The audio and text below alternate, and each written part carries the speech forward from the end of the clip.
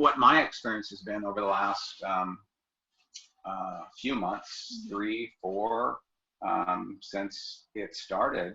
And I'll just give you the lowdown of how it's impacted us and different parts of the supply chain, and maybe how it's impacted our dealers who sell vehicles for a living.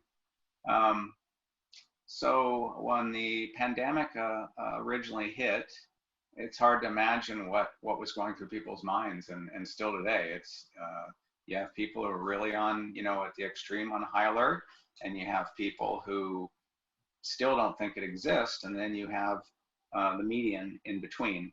And our company had to react to that because we're a company that builds cars and sells them all the way through the supply chain, right?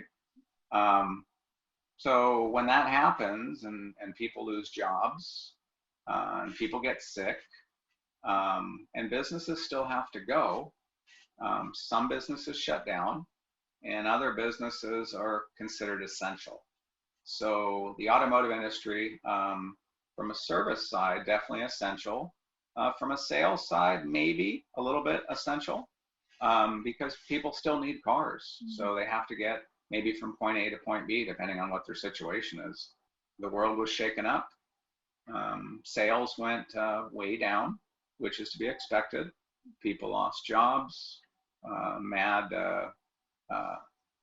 very scary feeling, right? And I'll just explain the dealerships that I work with on a daily basis. There's no playbook for that. People still needed their car serviced because some of them are still going because, you have essential workers, right? You've got hospitals and paramedics and firefighters and police officers, and they're all considered essential, and they're helping people. So that side of it was still going. A lot of folks were scared to come to work and still are. Customers, a lot of them are scared to go into work. So what happened at our plants, and this has never happened,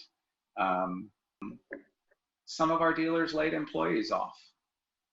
Others, because of financial reasons. A dealership's a large business, most of them, and they have to pay employees, and they have to pay for the lighting, and they have to pay salaries, and they have to pay for product.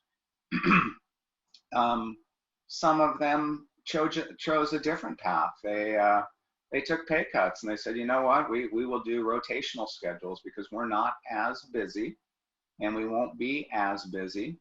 So we're all going to absorb this all the way up to top management, and we'll all take a pay cut. We'd rather everybody have a job than not have a job. So just like depending on how each individual reacts to a pandemic, we had businesses kind of doing the same thing. Again, there's no rule book. They don't know how to react. They just know that, hey, our doors right now are still open. We still have to pay people. We still have to service people.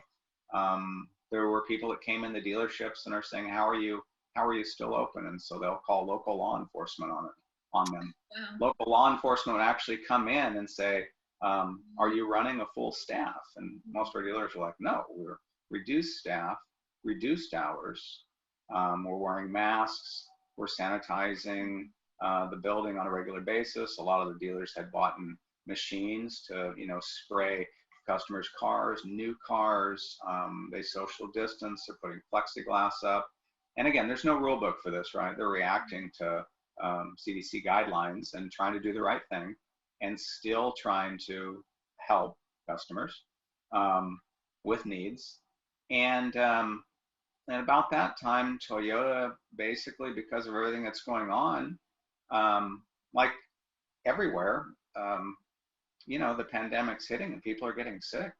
And when people are getting sick, you need to shut certain things down and quarantine until you get it back on track. And when that's going to be, you just don't know. So our production lines shut down for 2 months.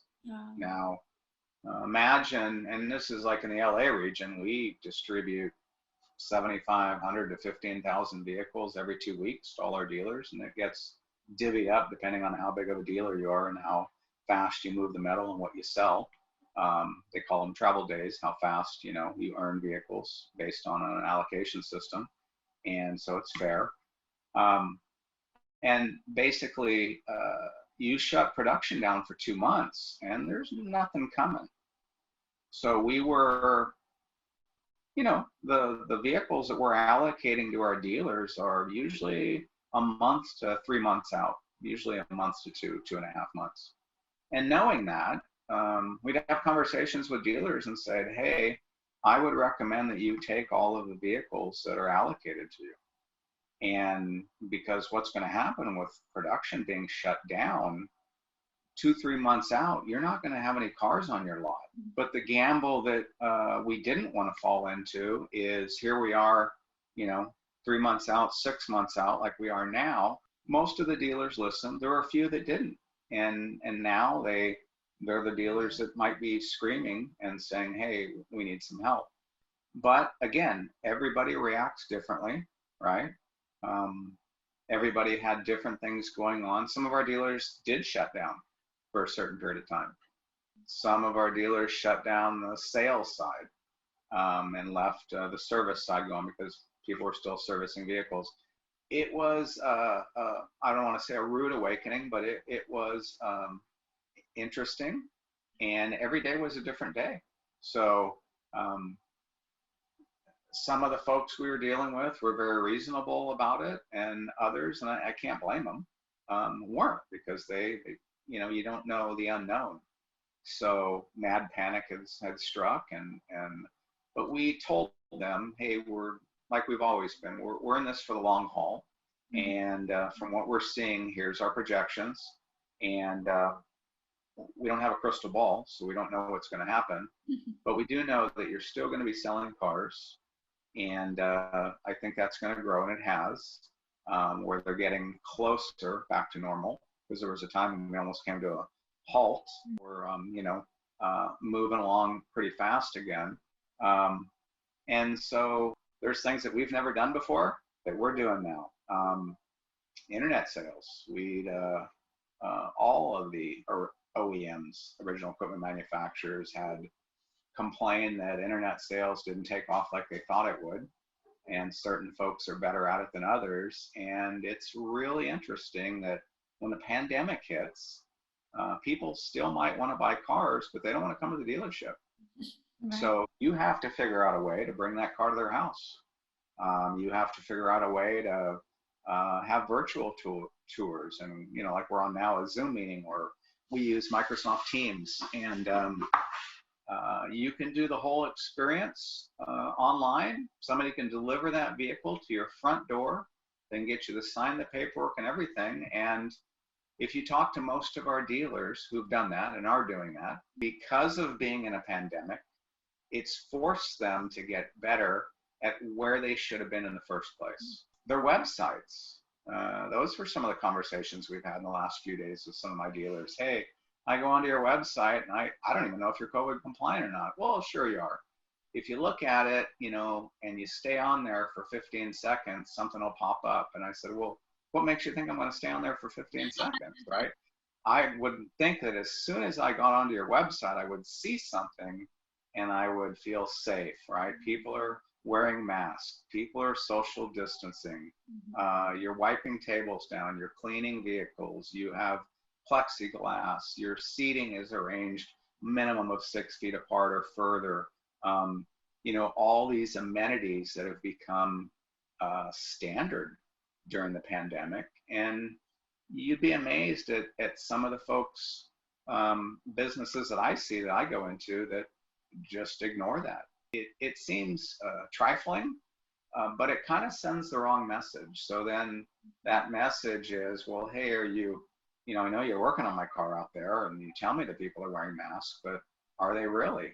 And you know, it's a continual challenge for our dealers, even with their own employees, to not get too comfortable and to, you know, be on high alert that, you know, you need to do the right thing, and folks are watching you, and by them watching you, it builds confidence that they made the right decision. So, but yeah, everything from online advertising to changing up the way that they sell a vehicle, coming up with a, supply chain is all about process, having a process.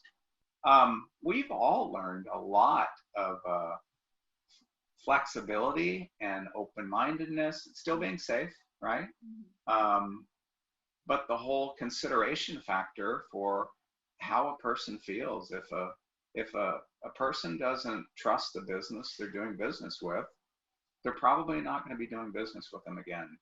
And you can have 50 good touch points, and one time that you have a bad touch point, and that's an issue. Yeah, I mean, consistency is everything. With restaurants you go to, you want consistency, right? Products that you want consistency. Delivering the product on time, the product that people expect to get consistently, and at a decent price, or what the agreed upon price is pretty much industry standard.